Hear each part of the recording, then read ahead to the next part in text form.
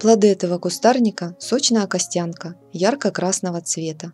Употребление в пищу этих ягод активизирует обмен веществ, регулирует выработку инсулина в организме, поддерживает иммунитет.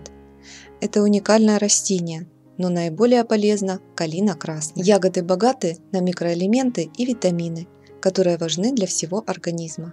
В первую очередь ягода полна витамином С.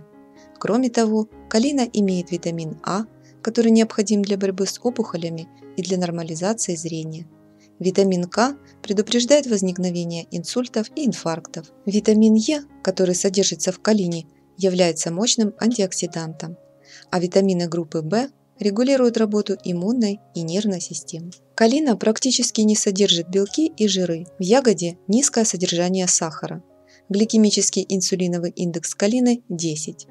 Калина оказывает жиропонижающее свойство. Как приготовить чай из плодов калины? Столовую ложку ягод залейте стаканом горячей воды, но только не кипятка.